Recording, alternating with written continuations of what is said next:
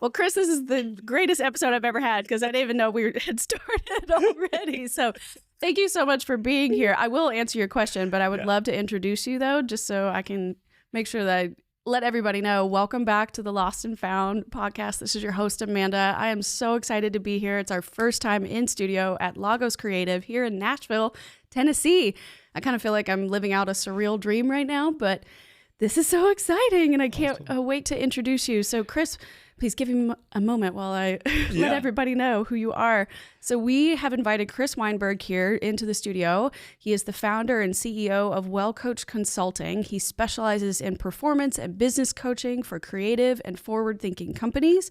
He has over 20 years of experience working with various CEOs, CFOs, and other top-performing professionals to help them focus on effective leadership skills and sustainable operating practices. And he helps people by driving their focus on people, sales, profit, and self. He also has his very own podcast as well, which you can also listen to. And I can't wait to discuss that with you. So, Chris, thank you so much for being here today. I'm tickled to be here and glad I'm honored to be the first one in studio for you. So this is good. I know it's very exciting. Yeah. And our mutual friend Justin introduced us and, said, you have to meet Chris. He knows so many great people in town. Like, he could probably tell you another person that would be a great guest. So I'm so excited to just pick your brain and learn all about you and what you're working on in the world to make it a better place. Well, let's do it. Yeah.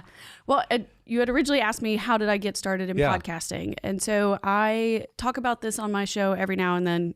But one of the very first episodes, I kind of go through my career path and what it is that I did, and that in 2022, I ended up leaving my previous life. So I spent about 12 years as an intelligence analyst for various federal agencies. And in 2022, I kind of had an epiphany of like, I'm hitting a wall personally, professionally. I wasn't living the life that I thought I would be living at that point. I was in my early 30s. I thought there's too many coincidental things that are happening that they can't not have meaning, right? I can't keep running into these professional problems or having my work get tarnished or my family feel like it's falling apart, and I can't be in both places at once. And I kind of had to make a decision. Do I care about giving away my life and career to an agency that could not really care less about me since I'm a number, right? Like, there was 37,000 employees at that time. So do I do that, or do I start all over but help my family stabilize and get to a better place? And I feel like I can be closer with them because I left them for 12 years. I've missed a lot.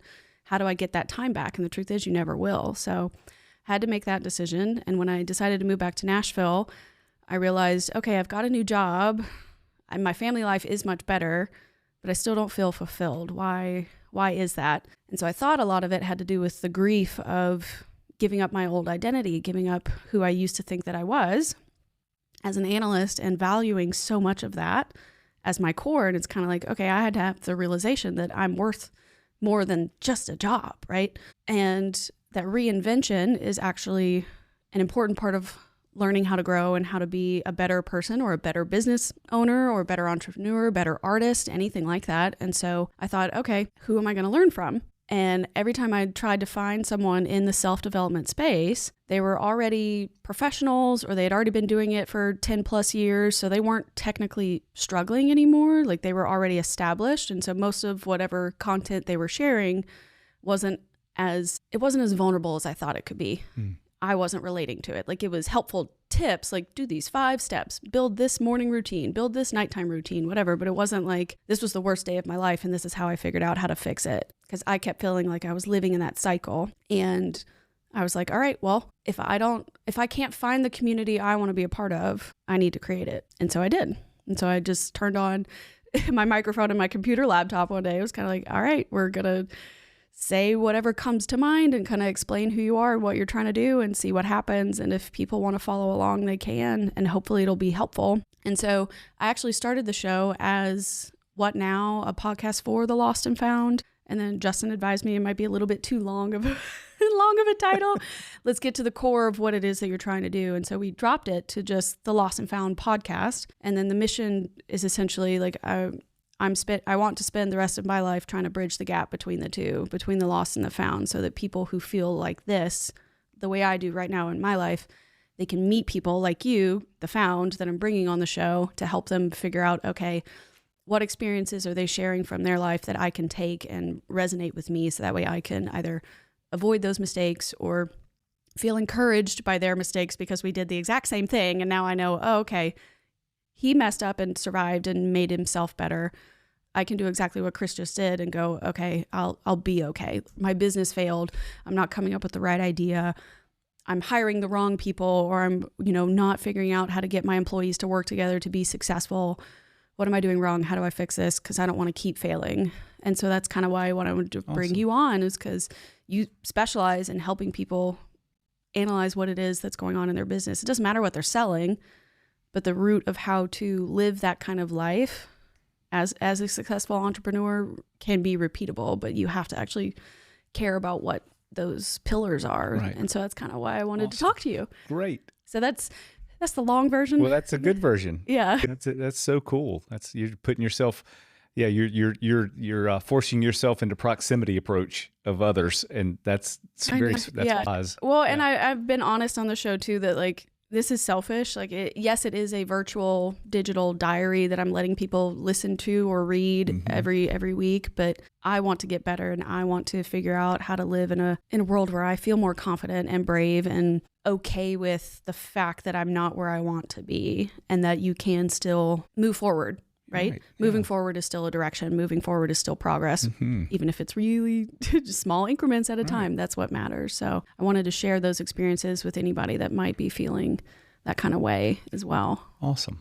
So I've introduced myself, but please introduce yourself to the listeners. Anything you'd like to share about your experience, and like, how did you get into business consulting as what seems to be your purpose and what you are succeeding at? Like, well, thank you. Very early on, I had an interest in being a teacher very early on in life, but I also had an interest in having money. Yeah. And those two things often don't pair up too well together. So I chose a business route. My background, my family was in the restaurant business. So I had my sights set on, I'm going to own a restaurant one day. Like, that's what when I was early in life, that was my sight into business. And so out of college, that's what I did. And I went to, at the time back there, the two best companies in the world to go learn from, believe it or not, were TGI Fridays and Marriott. Oh my You're goodness. too young to remember that, but way back in the day, Fridays was the bomb. It was all before all these chef-driven restaurants existed. All the chefs were there, right? So Scratch Kitchen, all the kind of things. Anyway, I got there. Philadelphia is where I landed. Yeah. And grew up. I had the best mentors in the world, and I learned business there. And I grew up in that organization pretty quick. And then fast forward, I got the itch to do my own thing. I was able to do that. Come back down to North Carolina and started my own business there. And then I met a mentor who was super successful and brought me into a very small company, and we took it public and grew it all over the country. So I got a lot of my chops there. That learning curve was vertical for me in lots of ways. Then I started having kids, and I wanted to get off the road because I traveled all the time, which I loved, but it wasn't conducive to raising kids. And that's where I started my consulting practice. And because I had this skill set now of taking something small and expanding it. The reps were the same. It didn't matter what we were selling, but it started basically in hospitality. So emerging chain restaurants, emerging chain hotels, that kind of thing. And then it just started morphing into other areas, other businesses, because the backbone of what I practice on, a couple of the backbones are Ken Blanchard, who wrote The 1 Minute Manager, and he's a management guru, been around since the 80s. He's great. And then the DISC profile system. Those became two of my really go-to tools in this other company that I grew and built. So those were transferable into anything. And so, that's 25 years into it now. So that's how I got there. So now as a coach, I'm able to have that teacher flex, but there's a business to it. So those two things collide really well for me.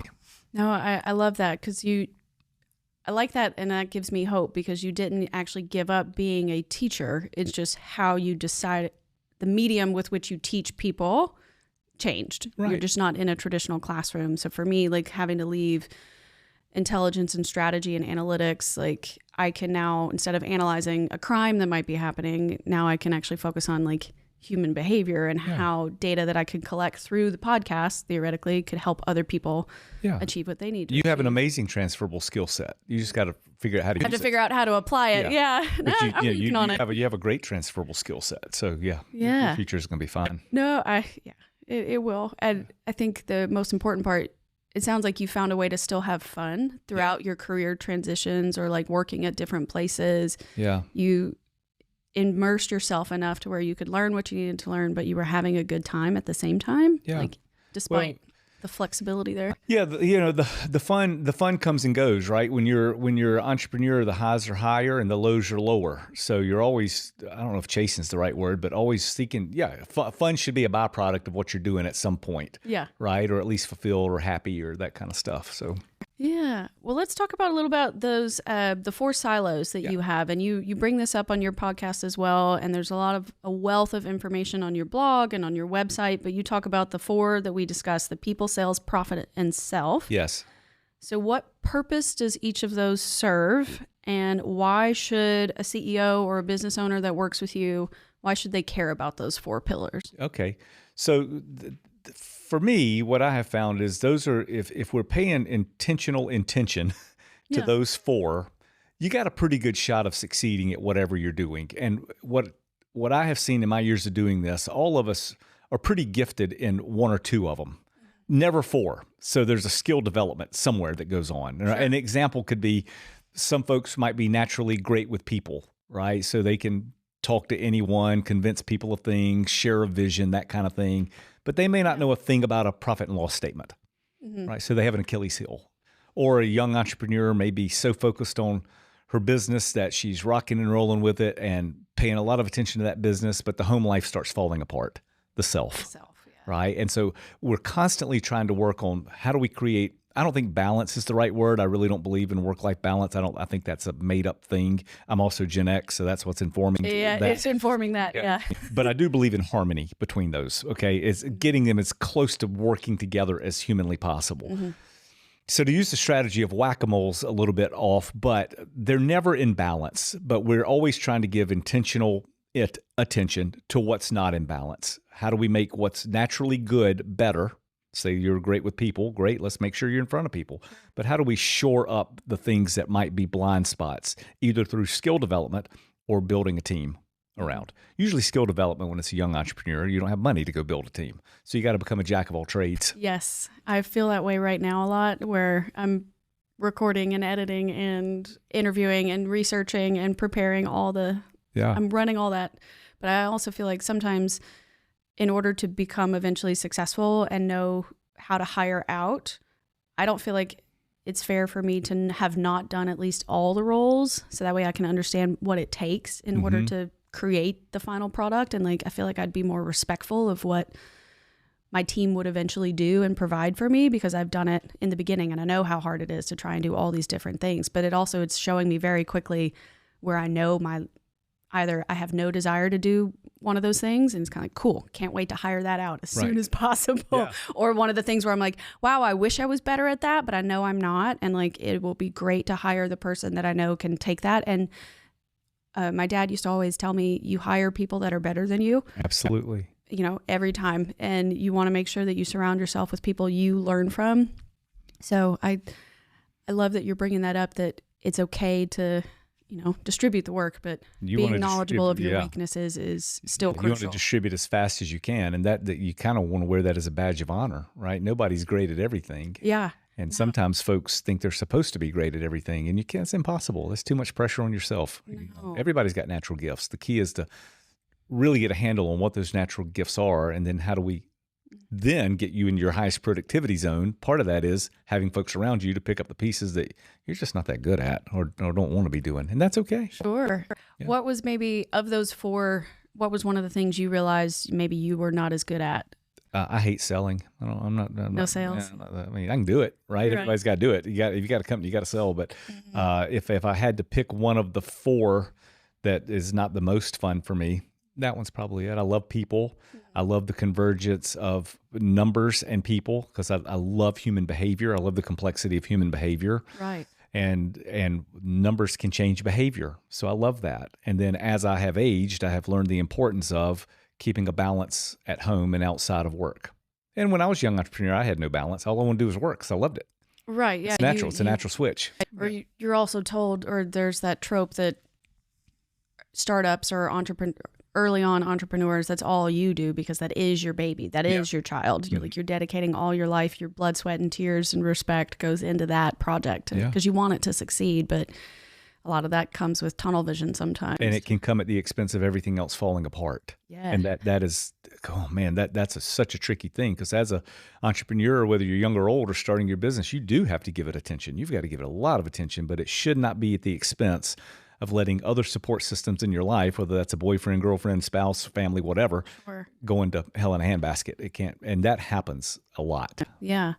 Would you be willing to share maybe a mistake you might have made early on in your entrepreneurship and like how you learned from it or found a way to rebalance those 4 pillars after you realized what you had done? I think I was the normal trap of young guy. You get in business and you just fall in love with that business. And so the gravitational pull is to the business, and you can fall in love with that as much as you can fall in love with a spouse or friends, and without somebody knocking you upside the head and going, "Hey man, blind spot over here." Look. You may get down that rabbit hole pretty quick. So that was, I'm Gen X, so we're used to getting up and just going to work, right? And so that's a thing. So yeah, that's something that I've gotten much better at, I think. And then choosing partners carefully is a very big thing. You know, lots of people like to partner up and things like that. And that has tremendous upside, but also can have tremendous downside. So getting good mentors around you early is a big deal. And folks that maybe have gone down a path and can create and tell you where the cliffs are is a big, is sage advice as well. Yes. You know, none of us really are trailblazers, right? Like most things have kind of been done. And so if you can latch on or find some guidance, which you're definitely out seeking out, for some folks to tell you, hey, there's a cliff over there, take a left turn. If someone can help you avoid a cliff, albeit you don't have to do everything alone. And there's plenty of people out there that want to be helpful. Yes. And I think that's actually helped me a lot with my imposter syndrome, is kind of shifting that mindset that like, yes, I need to observe all these other people that have been more successful than me in this particular space. And instead of being intimidated by their success or being jealous of the fact that they've got these materialistic maybe things or whatever they're putting out on social makes it look like their life is perfect or that they're doing so much greater or better types of work. Instead of that, it's kind of like, okay, yes, they've got that, but what are they doing that's working? And what can I learn from what they've done and implement in my life that'll actually make sense for me and what I'm trying to build? Because just because they were successful in podcasting or self-development doesn't necessarily mean I want to copy them exactly. And like, I don't think you can get hung up on what everybody else is doing all the time, or else you can't. You're right. What's that saying? Comparison is the thief of joy. Don't do that. You don't learn from it, but like, don't feel bad. If they teach you the lesson, use it. Don't, who cares that they've done it first? That's right. Who cares? Yeah. Right. Who cares? There's plenty of room for lots of people to be successful. Yes. Right? And so, you learn, and man, don't get caught up in the hype of everything you see on social media. Most of it's not real. Right. Yeah, right? exactly. And so that's a thing too. And for imposter syndrome, you've got an amazing background that should propel your confidence into whatever you do. Yes. I'm working on that. Yeah. Yeah. I mean, that's, you should wake up every morning and look in the mirror and go, I got it. I mean, you've done hard things. Yes. You've done hard things. And when you've done hard things and you're not afraid of hard things, that makes the path to entrepreneurship so much easier. Lots of people are afraid of hard things, you know, and lots of people are afraid to be successful. And that kind of weighs in that imposter syndrome a little bit. I'm not a shrink, right? But you just got to plow through it. You got to, the imposter syndrome is not, I don't know. I'm fortunate. I don't think I've ever felt that. And there's certainly many more people that are far more successful than me, and some aren't as successful as me. But I guess my mom raised me well in that area. I don't compare myself to folks. I just think about my own journey. Yeah. And I'd encourage you to do that same. You've got everything it takes to go rock and roll. No, well, I appreciate that. Yeah. Thank you. Well, you did mention a bit about behavioral analysis, or at least being interested in human behavior, and you mentioned the DISC modalities. Yep. Can you talk a little bit more about DISC? I know you have an entire podcast episode dedicated to that kind of stuff, but if you could share with the listeners who may not be aware of what that option is? Like Sure. everybody's heard of having to take personality tests That's or right. the Enneagram, but what exactly is DISC? And that's what it is. It's a personality assessment, and DISC is a personality assessment. There's lots of them out there. The flavor of the day for the last few years is Enneagram, right? And especially in your age bracket. Yes. And that is one of them. And there's multiple. Myers-Briggs, Bates-Holwig. There's lots of them out there. I've had to take the Myers-Briggs before for jobs. Yeah. Stuff. Yeah. Here's why I like DISC the most. Okay. When I told you I got lucky early and got part of a very small company that we were able to take public. So we were growing it very quickly. So we wanted to start doing some behavioral about who's best in this environment. Or can we get some predictability in here? So we were testing different modalities, and Myers-Briggs, Bates-Holwig. Enneagram wasn't a thing then in business. It hadn't been brought into that, and DISC just kept showing up as the most accurate, the most trustworthy, giving us the most insight for what we wanted. So I really doubled down on it and hopefully became an expert at it. And I think it's the most accurate. I really think it's just, and the other beautiful thing about DISC is it's non-judgmental. It's not measuring intelligence. It's not making predictions of if you can or can't, which some of them do. You will be good at this. You will not be. DISC doesn't do any of that. It's not measuring intelligence or motivation. It's just saying, here's how you come at things. That's it. And how you come at things is fine. It's about understanding yourself really well and then deciding, do I need to modify my behavior in the moment to be impactful and with the person that I'm with? Sure. That's it. And so it has been continues to be a mainstay tool for me. What's the most, I guess, of those 4 attributes, so you have it as, I believe you said dominance and influence, steadiness, and conscientiousness. Yes. Out of those 4, when you run those tests, is there one where people maybe butt heads the most? Like if you have somebody that's mostly dominance based for how they interact, do they really butt heads with the conscientious people? And how do you make them? That's a great question. How do you make them work together once they find out what their DISC is? How do they work together best? Yeah. So we'll just take this as an example. So have you taken you haven't taken I've not. I've done Enneagram, but Enneagram I don't like because every time I take it, I get a different answer. Myers-Briggs I take, and I'm an ENTJ every time. Yeah. Well, I'll tell you, that's I don't know if that's the knock on Enneagram. You can get a different answer every single time. Right. Okay. Okay. And then the newest one I've been interviewing some people about is they take the human design. Yeah.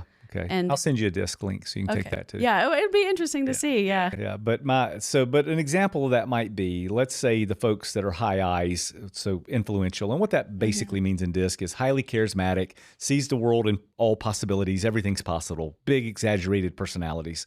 Then you may meet someone with a high C who's conscientious, maybe a little bit more logic-based, doubtful thinking. I bet you have some C in your profile, just likely based on what you've done in your life. Okay. Well, now here I come. If I'm a high I and I'm telling you, Amanda, we're going to fly to the moon and we're going to start doing a podcast up there and we're leaving tomorrow. Your mind's going, we don't have a spaceship. Why would we go to the moon to do that? Right. So there's natural conflict where you're thinking this guy's full of BS, where I'm thinking you're boring as heck. So there's natural conflict sitting there. That doesn't mean one of us is right or wrong. But if I know about you that, hey, you're more of a logic-based thinker, high C, a little bit more structure, my job would be to tone it down a minute. Okay. Where it'd be more like, instead of, Amanda, we're going to fly to the moon tomorrow and do a podcast, I would say something like, Amanda, for the last year, I've been studying opportunities where the podcast market's underserved. Looks like the moon is one of those. Turns out they found a colony up there. I've been researching and I have found us a pilot who's been there 100 times. Like I'd start building in safety, security, reasons while we're doing it. Where if I was with another high I, I'd just say, go get in the spaceship. Yeah. They're excited just about the journey, where you're going to want to know, why are we doing this? And how are we going to do this? Yeah. That explains a lot about who I am as a person. Yeah.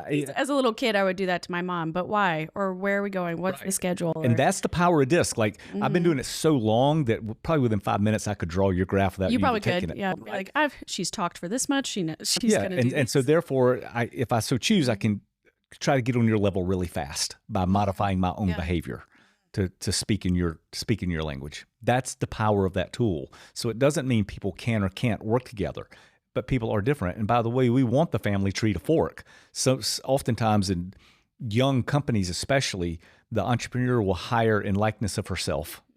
Sure. That works for a minute.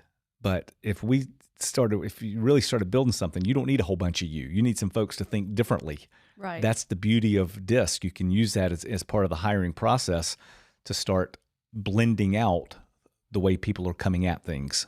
Okay, so you're suggesting actually doing it during the HR Without a initial, not after you're hired, before we like assign you to a team kind of a thing. Because I've always ever done it after the fact. I've never done it during do it right an initial process. process. Right before the words you're hired. For example, let's say that you and I are building our team together, and we have a competence level, and we're interviewing someone, and their competence level is the same, right? They're both equal talent. Well, then we go back and look at our org chart and go, how's our personality structure around this organization? What might we be lacking? Let's say we're lacking a high S on the team. Competence level's the same. One of the candidates scores a high S. That might be our tipping point to hire that person, to just start blending out the team a little bit. Okay. No, that's a smart way to do that. Yeah. And so you've worked with some of the, as you said, a wide variety. You started in hospitality. Now you're doing business consulting, which could branch out to any kind of industry, any kind of vertical. You've worked with people that were startups to Fortune 500s. You've been national here in the US. You've been international in your consulting as well. And I'm so curious about what exactly it is when you say a company needs to be corporate enough. You bring up this phrase on your website and in your blogs. And as I'm sure you've experienced, not every business wants to feel corporate-y, like Google and Apple always make it like so fun and free-flowing, and you don't have to wear suits all the time, and there's massage chairs and game rooms, but then still your workstation. And then like I have come from corporate now in a corporate kind of hybrid place, and then I also came from a very structured suits in cubicles, 70s, probably asbestos in the ceiling kind of a place before. So I've seen it all as well, but I'm curious, what exactly do you mean when you say, or you're speaking to a company and you're trying to help them become corporate enough? Well, it's where I came up with that is most entrepreneurs never wake up and go, I'm going to go start a business so I can be corporate. Sure. At the same time, without having some structure in the business, you cannot scale. And so there's a collision course between pure entrepreneurial spirit and corporate. They're on a collision course with each other. And so where I try to soften the blow and where my sweet spot is, I'm bad at lots of stuff, but I know my lane. I like to work with creative people that are basically cuckoo, whether that's musical people, whether it's architects, chefs, people that are using that side of their brain to create, where the word structure is, they don't want it. That's probably why they started their business. They don't want any structure. Mm-hmm. So I try to tiptoe into corporate enough. Like, how do we put enough structure in this business to where you can still maintain great flexibility and creativity, but scale? And I like to liken it to, when you go bowling, you can put the bumper lanes up so the ball doesn't. I imagine you're talking and I'm envisioning that already. That's how I like to say it. Like, I want you to be able to have some flexibility so that bowling ball can go all over the thing, but let's put up enough guardrails to where it doesn't go off a cliff. Mm-hmm.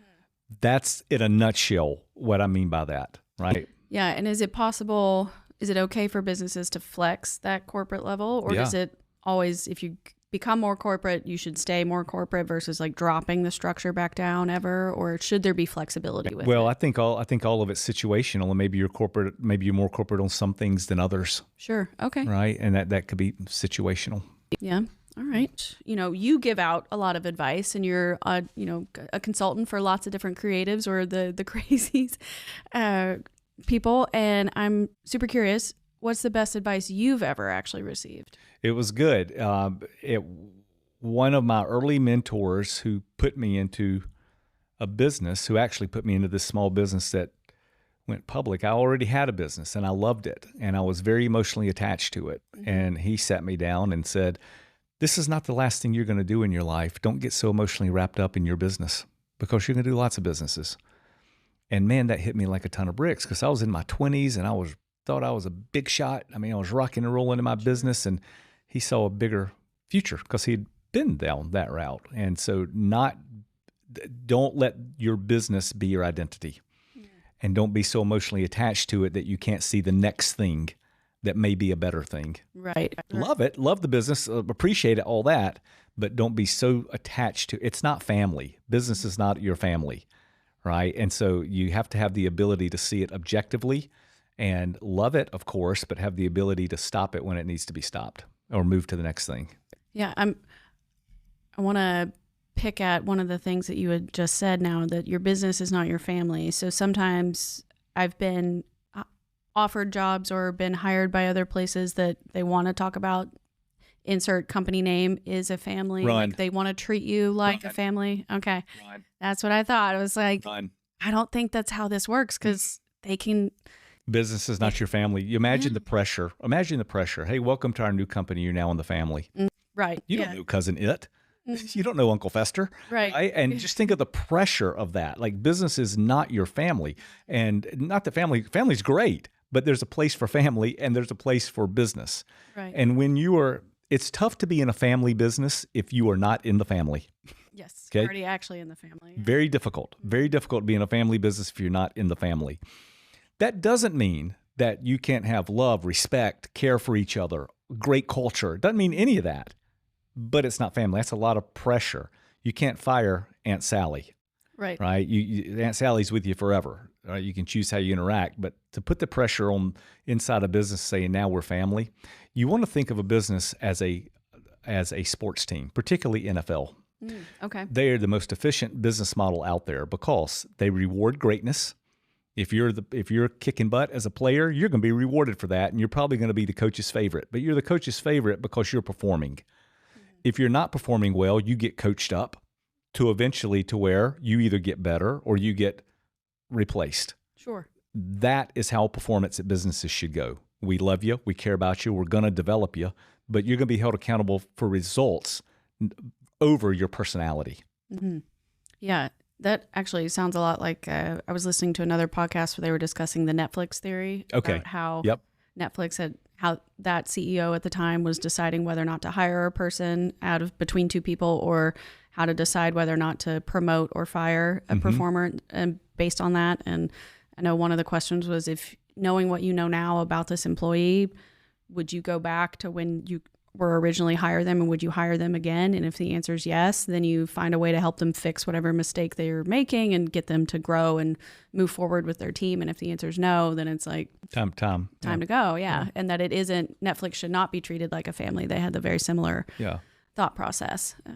Yeah. But I do not run the business that I'm in now. I am just a regular employee, but I cannot imagine the pressure as well, because I've also been with managers before that would avoid making decisions like that, and it would affect the rest of us as the employees, because we could feel the tension between what needed to be done and what wasn't getting done, and it makes it harder to want to follow that team or believe in that team or feel motivated to even do your work. If you can't trust the people in charge to do what they say they're going to do to help the business grow. Yeah. And that gets emotionally difficult when you're attached as family. And emotions are real, and people are allowed to have emotions. So, but trying to keep some of those boundaries by not saying we're a family. Sure. That's a lot of pressure. People have different ideas of what family is. And for a lot of people, the word family is a trauma trigger, right? So, that word is so loaded. So love and respect and hang out with your family, but that's not what work is. Interesting. Yeah. And you mentioned you're married and you have children now. Have any of your kids ever been interested in your business, or would you tell them, don't be a consultant? No. Go do what you want to do. Or do you want them to No, I want them to find their own way. And I have 3 kids. I have a 25-year-old son. He is a first-time entrepreneur, and I'm so proud of him. I can't even stand it. And then I have a 20-year-old son who is also in college and has also started 2 different businesses now, and I'm so freaking proud of him. That's so cool. They're finding their way. And then I have a 3-year-old daughter. She hasn't started her business yet, but I'm sure she will. She has lots of good examples ahead of her. Yeah. So no, I want them to. I think my job as a dad is to arm them with, you can get out there and make it. Right. What I want to teach them is grit, and then help them have wings to go fly. Yeah. No, I love that. And our dad, growing up, did very similarly. Like, he didn't try and pressure us to join. Like, there was always an internship if we wanted to come and work for a little bit and earn some money and learn how the business was run and how marketing and advertising works and whatnot. But he never put a lot of pressure to make us go in that route. And so I always, looking back on that now, I do appreciate that he let us kind of dream our own weird dreams and see what worked out for us and how it all came full circle. But I think you're right. giving your kids the chance to see you succeed is actually a better example than like trying to force them into, well, this path worked for me, so you should do it too. Yeah. What I want to model is the reps, because the reps are pretty similar for most businesses, right? You got to get up, right? You got to put in the effort. You got to get in the repetitions. Lots of business. There's plenty of ways out there to make money. Yeah. But the mechanics behind that usually comes with grit, determination, no fear, not too much fear of failure. Yes. You know, able to get back up, take a punch. Everybody's going to get punched in the mouth, pivot, move on. Right. Yeah. Learn from whatever it is that knocked you down and try not to make that same mistake. I'm sure it's tough. So what would you say was a lesson that you wish you had known or could have learned before you started the consulting business? Before I started consulting business, that people just think very differently, right? Like my mindset has always, like inside of those 4 pillars, folks come at those 4 things very differently. And where my natural bias is always going to be toward the people and then colliding numbers with that, people come at those different. Some might just be concerned about, I want to go surfing every Friday, self side, right? I need my 3 massages a week, or all I care about is the numbers and not the people. So having an understanding that everyone's going to come at similar things very, very differently, and having the ability to quickly get on their level is the route to success. Right. Yeah. You can't cookie cutter the consulting offer. And that's so interesting, because so many coaching programs or consulting programs out there are the 12-step program. That is not my shtick at all. That's the corporate enough, people sells private self. Like I'm always trying to meet you where you are inside of those 4 things, in addition to your disc profile. And that's how we start crafting the relationship, versus here's the 12-step program. You're going to go through it no matter where you are in your journey. I like that approach. It's a little more, sounds like you're willing to help people envision, what does your ideal life look like with your business? You wake up in the morning until you go to bed at night. What are you doing? What does that look like? And how can I help you get to that place? That is right. Make it more successful in a way that would make that life make sense. Yep. Because the way that person might be running their business right now might not be actually helping them get to that place. That's right. They think it is, but kind of like, actually. We spend a lot of time on, every year we just went through it since this March, but in early January with everybody I work with, we sit down and we go, the question is, what is a home, when we get to the end, we get to December 31st, how do we say we hit a home run? And that's how we set our goals for the year. Like, and once we set our goals, we go, okay, what behaviors are we going to have to make these goals come to life? What are the behaviors? And so we're always focused on, after really proper goal setting, which is difficult to do the right way, but we focus then really on the behaviors. Are our behaviors matching our goals? Are behaviors matching our goals? And so, but every year we start with, what does a home run look like at the end of the year here? And do you do a lot of your coaching? It can be virtual, or is it in virtual person? or in person? Or in person. Either way. Okay. Yeah. So you're flexible and you can work with pretty much anybody. Well, that's amazing. Yeah. So what advice would you give to a company right now if they were struggling to thrive and they're trying to find a better way forward the way you have? Because you've worked at various companies as well, and now you work for yourself.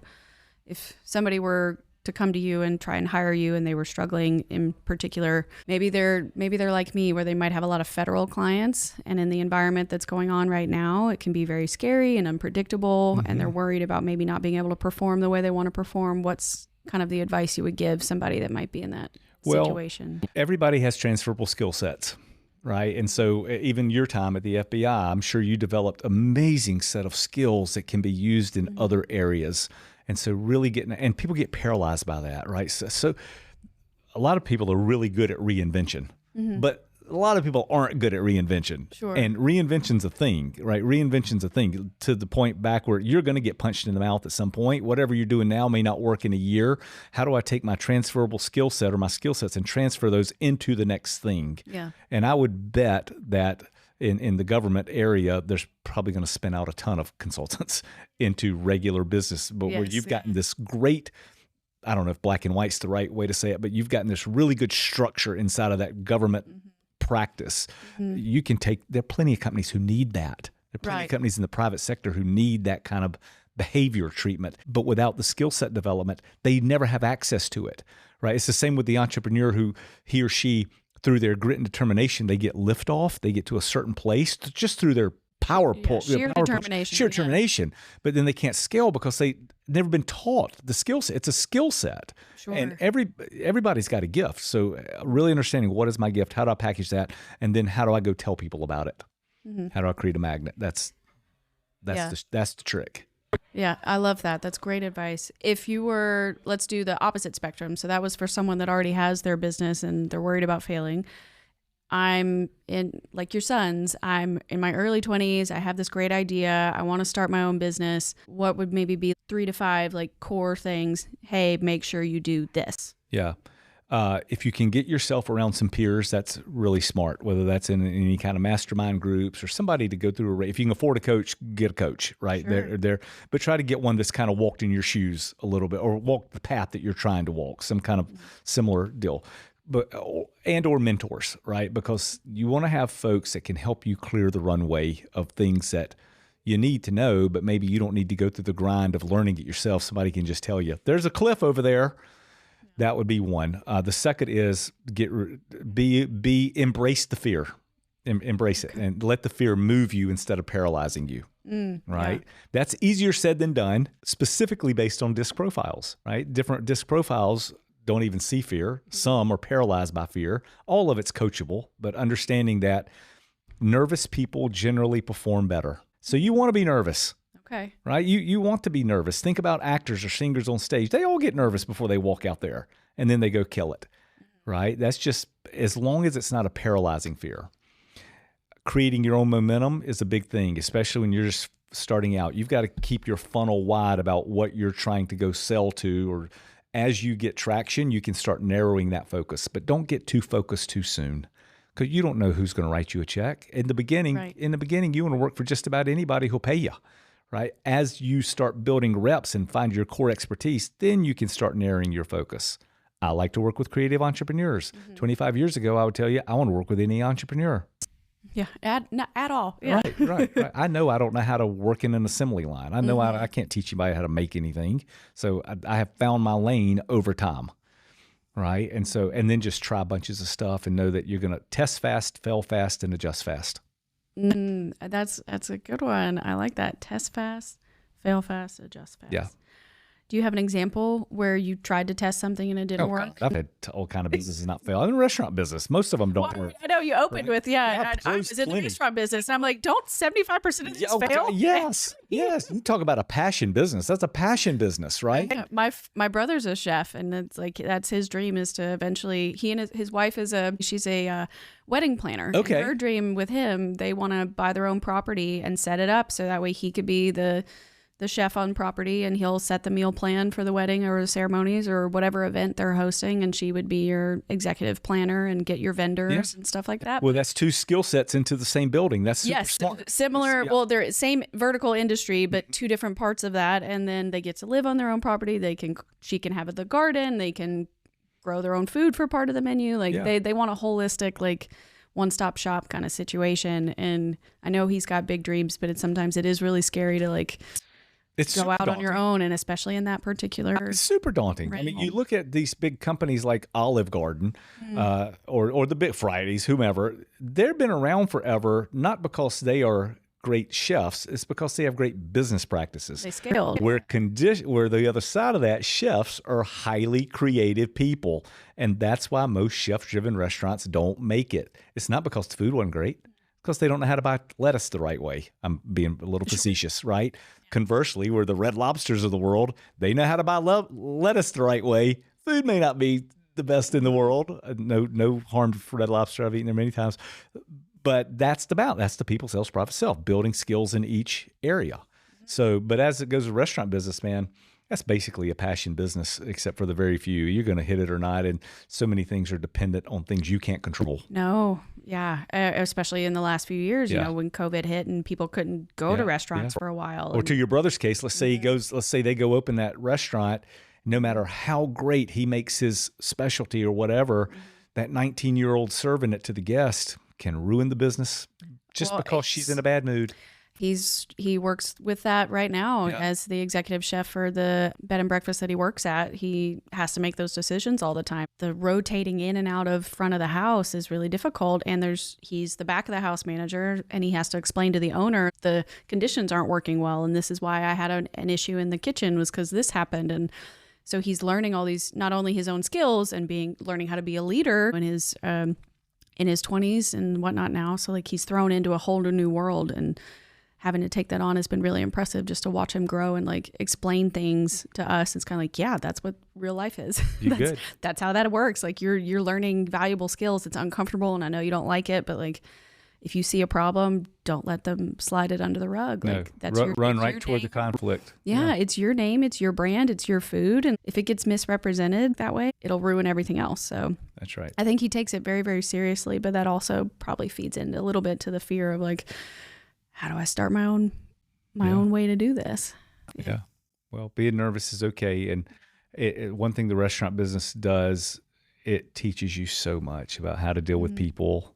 Yeah. There's a P&L involved, so you've got to learn numbers too. It's a great little microcosm of how to go be a business person, because you touch all kinds of things. And so good for him. You probably talk to a lot of people, but I've always been hearing about you want to find your niche, or you want to find a problem that people are having and solve for it. And that's one of a good way to make sure that your business would be successful. So I'm curious, what's the best way for somebody to try and do that kind of research now in today's day and age? Everything's digital. The best way to make sales is to capture people's attention. Really, your attention is what I'm trying to buy and market towards in order to get a product in front of you. If I wanted to start a business, what's the best way for me to research a niche and decide which niche I should go in? Yeah, I'm not sure I know that answer unless it just hits you in the face as obvious. What I would encourage you to do is figure out what you're good at. Okay. Yeah. No, sure. And package that. Okay. Because the world needs everything. The world needs everybody's service expertise. And so whatever it is that you want to do and happen to be good at, I would try to package that and litmus test that idea to go get a client.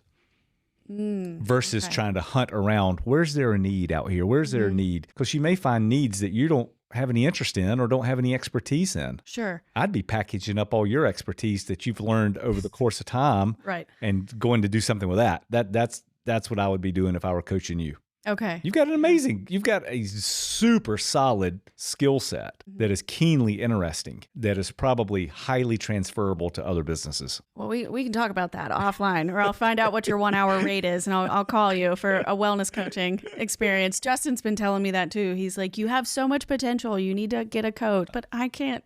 Yeah. I can pay my bills right now. I gotta find another way to.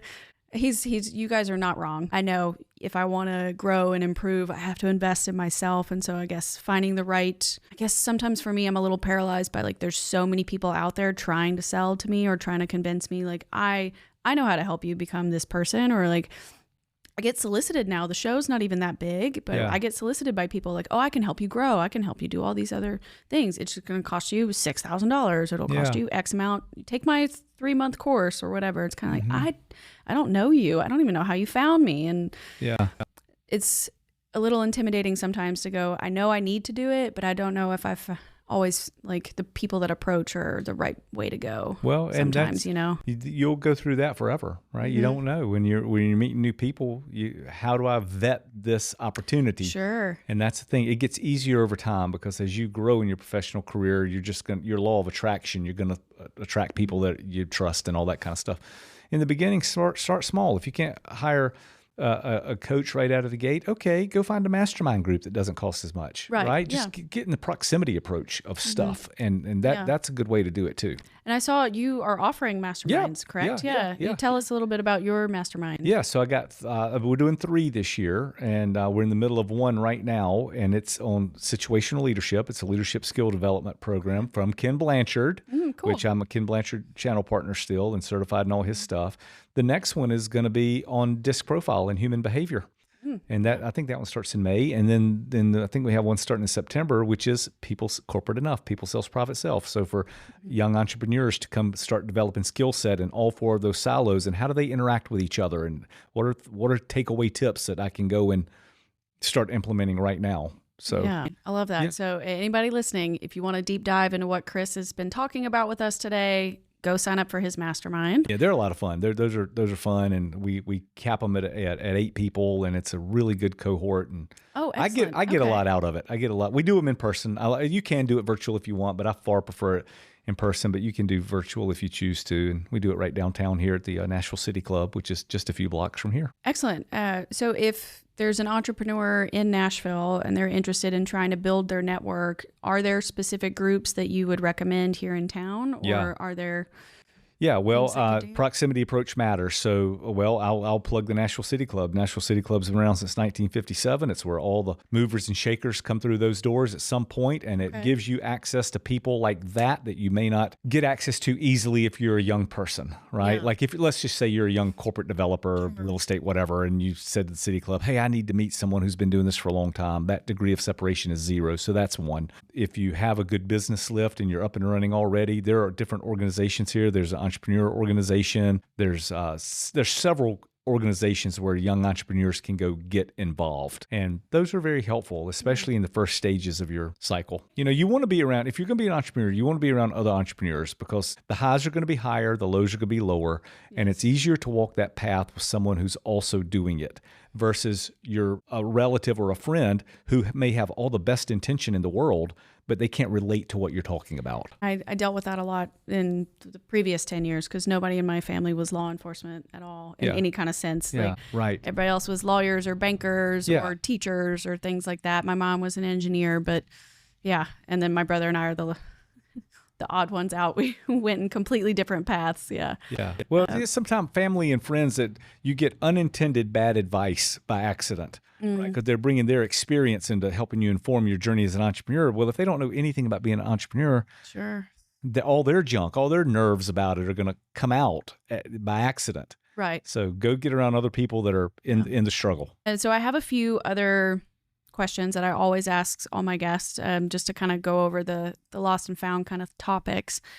I'm curious, what do you want out of life, and have you found what you're looking for? Well, I saw your show prep for that too, and remember, I'm Gen X, so like we're the most closed up society ever. Although we're trying not to be. But I will tell you that I am happy. I will tell you that, and I've got a beautiful family and beautiful kids that are doing well, and I love what I do every day. I love it. I found my nirvana pretty early in life, and that doesn't mean there aren't tough days. Sure. But I know what I'm supposed to be doing. Now I'm 58, so I've been doing it for a minute, right? But pretty early on, I knew I wanted to be teaching and making money at the same time. That's been good for me. So I can't remember the specific question, but I'm pretty happy. Now happy is a moment in time, right? I might be mad an hour from now. Sure. But my general trajectory is I'm happy, but the way I'm kind of measure that is not by stuff. I got plenty of stuff, but do my kids still want to be around me when they're adults? Yeah, that sounds like a great way to measure success as well. That's also a question I usually ask is, how do you define success and what does that look like to you? Yeah. And I think for me, it kind of changes depending on the day. Like, did I have a successful day versus month, year, whatever?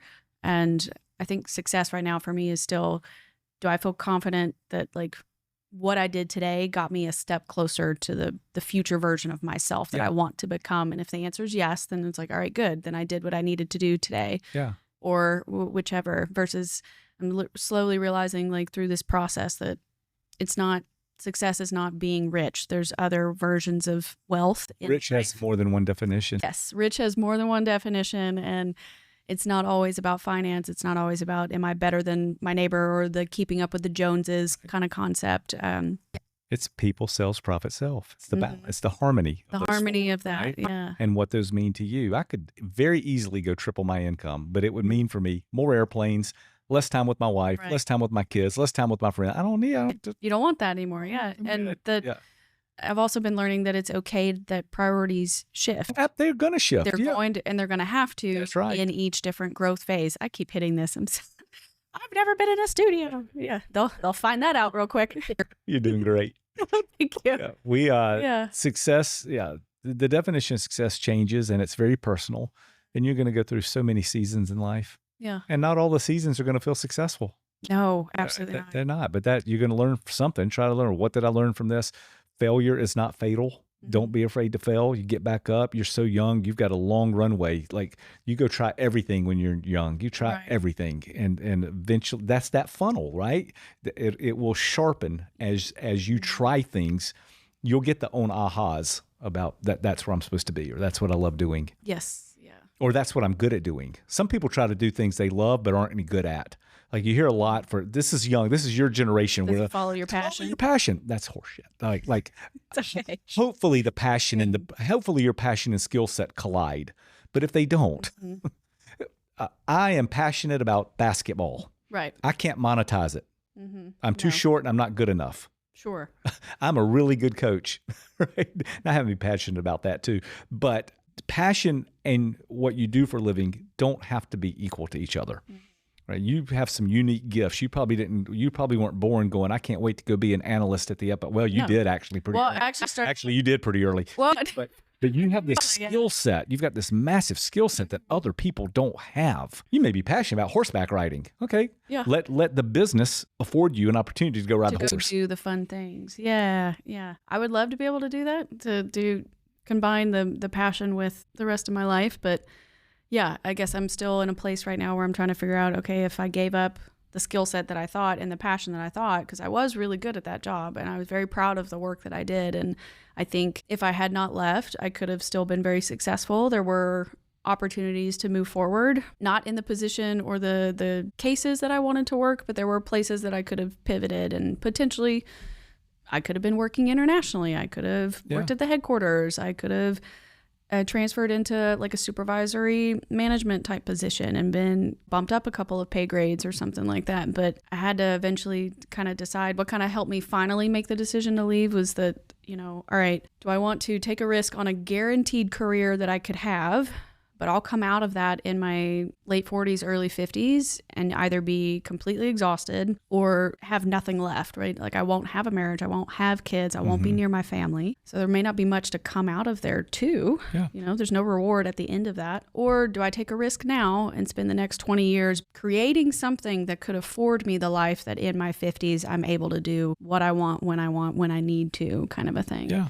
And so leaving was scary, but after I made that decision, so much was taken off of me. I felt like, wow, all right, that's how I knew that this was the right thing to do, is because I'm starting to listen to my intuition. When you're an analyst in that kind of world, you're trained to work for that particular agency. So when I worked at different places, they had different things that they would be concerned about. And so you had to follow their rules or their training or use their technology that they had. You couldn't really talk to each other very well. Yeah. And so now that I'm in a place where I can do anything, sometimes it's a little intimidating to be like, oh, okay, but where do I go now? Because I used to be told all the time what to do or where to go or how to act or what to think. And being in a place now where I can do what's important for me, I've been learning how to like reconnect to who I am and what I want and trying to listen to that voice. Lots of folks who come out of structured environments, military in particular, are not used to having to make their own decisions. So therefore, now when you're out and you're trying to make your own decisions, am I good enough? Can I do it? Should I make this? Just do it. None of us have the shit figured out. Like, just go. I don't know who I want to be when I grow up still, right? Like, it's okay. And you're like, I'm in my 50s. You keep pivoting. You just keep pivoting, right? And life is beautifully short and fast and open to endless possibilities. But I see folks come out of corporate all the time. I've actually coached several high-ranking military folks coming out of the military to go, how do we take your transferable skill set and do something? Because it's so structured. You don't have to use that side of your brain. So you just about feel guilty when you do, like, oh, I'm not good enough, or how do I make this? You just go. There are plenty of people in the world dumber than you. So get out there and just start doing stuff. Yeah, I love that. I'm glad you said that. That was one of the questions I had for you too, is, if you're somebody that might have been feeling like I did the 2 years ago and you're completely lost and you need to make a change in your life, but you're really not sure where to go, what would be your advice for somebody like that? And I think that's great that you're saying that try anything and everything. Test fast, fail fast, adjust fast. Yeah. Not everything's going to work. Most things aren't going to work. That's why you got to try lots of stuff, right? You look at the most successful entrepreneur. Look at Elon Musk. He's crashed plenty of space rockets. Oh, for sure. Oh, right? He doesn't care. His confidence is not ruined. Keeps going. Right. But that's the case for most big time entrepreneurs. They have failed their way up. They fail their way up. Yeah. Right. And so that's just part of the journey. Fail up, fail forward. Yeah, fail forward, fail up. That's a real fail thing. Often, yeah. Excellent. I'm so glad we're telling everybody to just F and fail. Go break something. Yeah, go break something. Go break something. Because sooner or later you'll learn not how to break it. Right. Right. Yeah. Sooner or later you'll learn how to do it better than the last time. I always try to measure what's the worst thing that could happen if none of this worked. Right.